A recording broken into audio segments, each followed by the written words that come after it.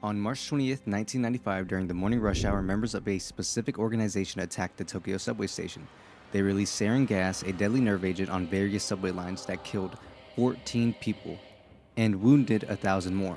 This was a terrifying moment that included a blend of Buddhist, Hindu, and apocalyptic themes. Of course, they were manipulated by a certain someone, but this attack was carried out by the members of the Shinrikyo cult. It was a terrible attack, and a man named Naoki Yamamoto found the event both frightening and intriguing. Following the attack, he became interested in researching the terrorist organization, Shinrikyo. The Shinrikyo had kept their members really silent, and they never really leaked or shared information, resulting in limited information. He couldn't find anything, and if he did, they would all just say the same things. This prompted Yamamoto to study a book about the Japanese Red Army, a different Japanese terrorist organization which aimed to overthrow the Japanese government and start a world revolution. In this book, some of the current members were former members of Shinrikyo, and they talked about their prior experiences while in that cult. After reading this book, Yamamoto started wondering what would happen if a bunch of extremists who believed in radical ideology were isolated from what their organization was doing. This idea eventually led to the creation of Believers. And just like Naoki Yamamoto, I too had that sense of curiosity.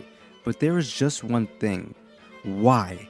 Why do people join cults? Why do cults even exist? Why would anyone want to join such a manipulated, lying group of people? What is Shinrikyo? Why would your mom be in a cult? Who is this guy, and why am I still talking?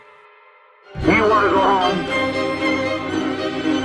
Well, then be seated and shut your mouth and don't be in my face anymore. Let me start off with this. Cults are a tricky subject because it's not easy to define what a cult really is. Everyone has different opinions and they all somewhat lead to different roads, but the one thing I can guarantee is that cults and religions can look very similar and they are not always so forceful. Some people in cults believe that they are there by choice and feel happy, which makes it even harder to agree on what a cult is. Keep these points in mind as I go into a big rant on how cults and the people in them think and behave. Supposedly, a cult is usually a group of people with strange beliefs who keep to themselves and don't mix with others. These groups often follow a strong leader who controls what everyone thinks and does. Some cults act like new religion for their members, while others don't have anything to do with religion. The word cult comes from the Latin phrase cultus, which encompasses worship, education, and cultivation. Back then, initially, it was used as a broad term for groups focused on a single theme, whether it was intellectual, religious, or more practical and material. By the 1800s, it had evolved to refer to odd groups of devoted and eccentric followers. Nonetheless, the definition of cult is extremely broad. Hopefully anyone who is currently watching this video can use this knowledge and leave the cult you're in, or you most likely just discovered that your parents or relatives are keeping you captive. I'm glad I can help either way. Now let's name some of the characteristics that cults include: control, beliefs, isolation, and worship. People in cults must believe that they are incapable of having a life outside of the group. They are also unable to challenge these belief systems for fear of retaliation or punishment from the leader or other group members. And in order to have obedience, they need control. For example, when new members join a cult, other members try hard to separate them from family and friends. Most cults revolve around a charismatic leader, and it comes in handy. Cult leaders usually radiate charisma and have a combination of charm, confidence, and the ability to persuade and inspire followers. A leader must be all of these things. If they aren't, they wouldn't gain any following.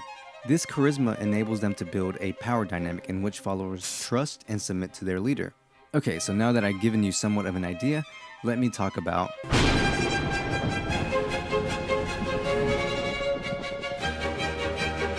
the basic idea is that 3 individuals must purify themselves through this desert island program. They are all stripped of their names and are addressed by rank. These 3 believers, 2 men and 1 woman, have been chosen by their superiors to resist the corrupt influence of modern society and live on this island. However, as time passes and supplies and food run low, the 2 members begin to succumb to human desires. I mean, that was obvious. The members all must agree to skip meals. They can only eat purified food, and they have to give up all their free will to the master. So what do they do when they don't get their weekly food shipments? The idea that 3 people could purify themselves by solitude is absolutely crazy. I mean, even seeing their practices, their cult practices are crazy enough. Each day consists of meditating by sitting in a triangle formation with everyone's feet touching. And every night they analyze their dreams with each other in an effort to cleanse themselves of all impurities, testing their psychic powers. They are given a radio and listen to their masters through the radio transmissions and communicate their progress to higher ranking members of the cult. But this is where it gets a bit crazier. Celibacy and honesty are the highest qualities. Nothing wrong with that, okay? It's normal and it's pure. However, having any sexual ideas or thoughts are considered the worst possible thing ever. I had a wet dream. My biggest fear has come true. You will now spend a night buried up to your chest in sand to rid your body of its poison, while I go and do the same thing. Members progressively grow to reject aspects of its philosophy, either by conscious actions or filth infiltrating their subconscious. Some members end up acting totally for themselves, while others, who lack willpower, simply bow in disillusionment. It's realistic. It's almost too realistic to have this. Two characters are weak-willed, whereas the other one is quite strong. He's more of a firm believer, while the others start to realize how crazy this all seems. As time goes on, the demands become increasingly worse. They start to be accompanied by jealousy, contempt, and paranoia. You put two guys and one girl on an island, it's only natural. Despite the manga's declared purpose of living as heightened humans, this experience only highlights the most damaging and innately human characteristics. This cult has no idea what they're doing. The characters are believable. They are the human mind forced into a corner. They are located on an island, one of which is completely desolated. They are left with occasional food deliveries and prayers. The abandoned island is exploited effectively. It leads to dramatic psychological and bodily strain. Throughout the work, the cult members remain stubbornly dedicated to their cause, exposing themselves to malnourishment, isolation, and self-mutilation in the hopes of cleansing their souls. They vow off social sin like material wealth and lust in the hopes of arriving at the promised land and being received by their charismatic leader. When I was reading this, I kept thinking, how do people follow and agree with such a ridiculous idea or mission or program even? Seeing this made me want to research the leader of Shinrikyo, and boy, this guy is something. Am I late to the yoga class? Oh no, you made it just in time. We're about to get started. Oh, that's good. I thought I got here late. Holy cow, is this guy floating? Whoa, oh my the god, he's Messiah. flying. That's He's a crazy. messenger. He was Whoa. chosen. What is this guy doing here? Chisuyo Matsumoto was born on March 3rd, 1955. As the fourth son of a large, poor family, he suffered infantile glaucoma from birth. This is when the eye's natural drainage system becomes clogged. Moisture and pressure accumulate inside the eye and cause people to become blind. This caused him to lose vision in his left eye and become largely blind in his right. Because of this, he was enrolled into a blind school when he was 6, and he never lived with his family again. Since this was a blind school, Matsumoto found a way to earn money by directing other children to the candy store. He was the only student in the school with any eyesight, so he became rather popular. Matsumoto was also known as a bully at school, exploiting other students by beating and extorting money from them. Yet again, this took place at a blind school, so that makes it even worse. Matsumoto's religious interests apparently began around 1981. He recently married and worked to support his enormous and growing family. He spent his free time studying numerous religion systems, beginning with Chinese astrology and Taoism. Chinese astrology is just like Western astrology, but it contains 12 zodiac signs, each symbolized by an animal: the rat, ox, tiger, rabbit, dragon, snake, horse, goat, monkey, rooster, dog, and pig. And if anybody is curious, I am a goat. Taoism founder Lao Tzu emphasized the significance of living in harmony with the Tao, which is the universe's natural way. This entailed following ideas such as non-action, simplicity, and comprehending the yin-yang balance. Matsumoto let his hair and beard grow and adopted the name Shoko Asahara. Later, Asahara practiced Western esotericism. Now, this is a collection of spiritual, mystical, and occult traditions rather than a unified philosophy or practice. Listen, I had to research that and watch multiple videos, and I still don't know what that means. He practiced yoga, meditation, and esoteric Buddhism, a mystical interpretation and a practice of Buddhism that stresses personal relationships with deities while also incorporating ritualistic and symbolic aspects. He also practiced esoteric Christianity, which is a mystical approach to Christian beliefs and activities that emphasize hidden or secret truths within the faith. In 1984, Asahara made repeated pilgrimages to India, where he met Tenzin Gyatso, the 14th Dalai Lama. The Dalai Lama is the highest spiritual authority in Tibetan Buddhism. What is that? I asked the same thing. It emphasizes the path to enlightenment by challenging mental and physical energy through yoga practices, mantras, and visualization. The goal is to achieve enlightenment for the benefit of all sentient species, not just oneself. Asahara later told his followers that he attained enlightenment, met Shiva, and was given a special mission to preach real Buddhism throughout Japan. Now, here's the kicker. When the controversy erupted, the Dalai Lama distanced himself from anything having to do with Asahara, claiming to have met a strange Japanese man. Asahara went to Japan permanently in 1987 before claiming that he had perfected meditation to the point that he could lift himself with his thoughts, as we saw earlier. Although Aum was contentious in Japan, it was not originally linked to severe crimes until Asahara got preoccupied with biblical prophecies. Subsequently, he began recruiting and advertising efforts under the guise of the Aum Salvation Plan, which included claims of curing physical ailments with health improvement techniques, achieving life goals by increasing intelligence and positive thinking, and prioritizing important tasks over relaxation. He asserted that this would be accomplished by following ancient teachings, faithfully translated from the original Pali Sutras. As a result of these efforts, Aum was able to attract a diverse group of individuals, including bureaucrats, members of the Japanese Self-Defense Forces, and Tokyo Metropolitan Police. And thus, the cult was created, and it began generating criticism in the late 1980s, with charges of deceit of recruitment, detaining cult members against their will, compelling members to pay money, and murdering a cult member who attempted to leave in February 1989. Wow. I could really use a sponsor. I never realized how morbid or dark my videos are. But okay, I know that was a lot, but let me break it all down for you. To make it more simple, Asahara believed he was Christ and that it was his mission to take the sins of the world. He could also take his followers' sins and temptations, and that a nuclear war would follow and everyone who was in the cult would live. Now, saying that all back, I think that's really ridiculous, but I don't know how someone can say all this and no one thinks, hey, this guy is weird. Now, I know I can't make this video without mentioning Jim Jones and Jonestown, and its obvious influence in this manga, so I'll keep it brief for now.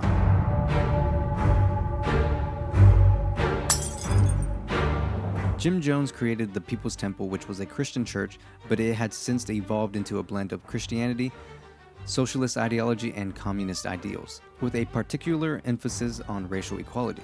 Jones portrayed himself as a heavenly being, asserting that he was the reincarnation of Lenin, Buddha, and Jesus, and other historical people.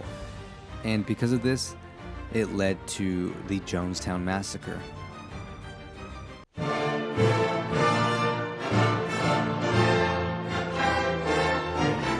Everyone has three psychological demands that we all share: autonomy, competence, and a sense of belonging.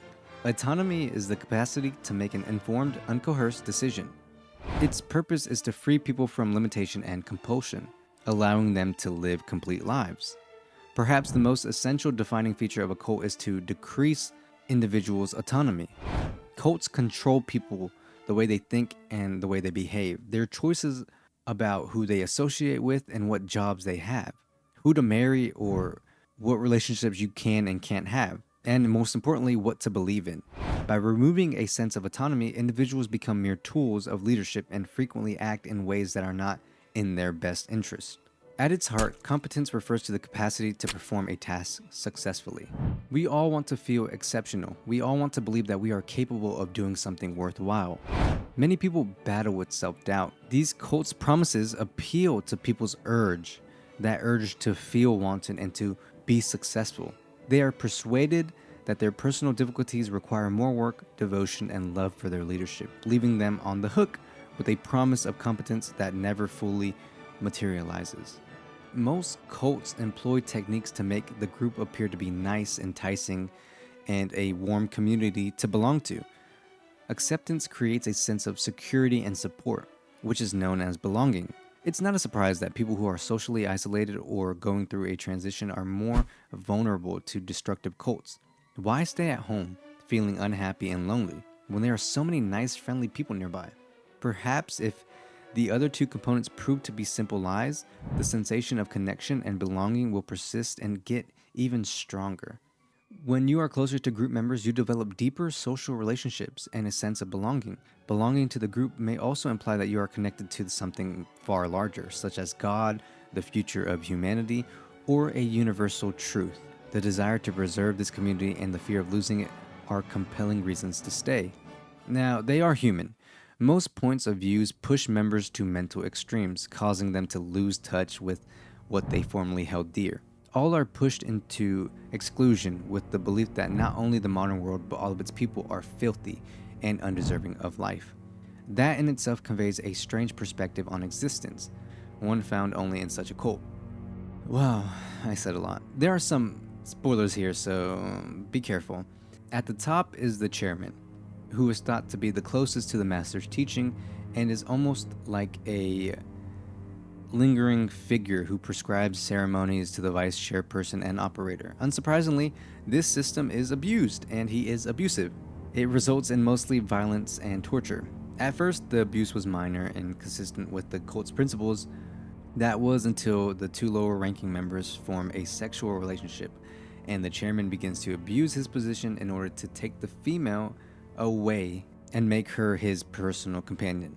Now, I don't suggest to read this manga in public or with anyone near you. Why? Because there's a lot of lust, aka sex. Now, I know what you're gonna say. Okay, listen, many people dislike this manga because it contains graphic sex scenes, and I know Yamamoto's reputation doesn't really help with that. Now, I do agree with the unnecessity of it. It can detract from characters or an entire work if it's done wrong. Believers isn't really done wrong. It is an excellent example of how sex can be depicted as sex rather than seductive. Yeah, I know how I sound. I'm just basically a hypocrite or I'm just contradicting myself with everything I say and do. To put it simply, sexual activity is graphic. Attempting to describe the behavior in any medium will result in a graphic image. However, the way it is depicted in Believers is not attractive. I know how that sounds. Yamamoto's other themes make it obvious that he wishes to cast a true light on all aspects of these characters' journey. Murder, treachery, suffering, and sex are near avoided, which is commendable. So from the beginning, the reader should be clear that these characters are going to have sex, and they will have sex. I understand the significant chunks of the manga are dedicated to it, so it's easy to assume that it is cheap fan service, but it's actually the opposite. Okay, I feel like I might be stumbling over my words, but call it a bad take. When you read those sequences, it's evident that they were not intended for the reader. Their activities are for each other, and the author is only throwing a light on the issue so that the reader can see through. Believers is far from a masterpiece. The manga will also appeal to anyone interested in cults, which includes myself. Of course, only for researching purposes and curiosity. I am not a part of a cult or anything like that, and I don't condone cults. So keep that in mind. Another thing that makes cults so frightening is their major demographic: fragile people seeking purpose in their lives. By preying on individuals who have nowhere else to turn, they fully embrace this new cause and become a simple and effective weapon for manipulation. It's difficult to realize that you're in danger in these settings because it's typically masked under a charismatic leader who preaches about love and their community that they share. Ultimately, these individuals are urged to reject reality in favor of a utopian and terribly mistaken plane of existence that often makes life simpler. Believers is a manga that should reach a larger audience. It gives us an insight on how these people may think or may feel, which allows us to cure our curiosities without delving too much into it. I do believe that Believers is a manga that should be read and that more people should make things like this.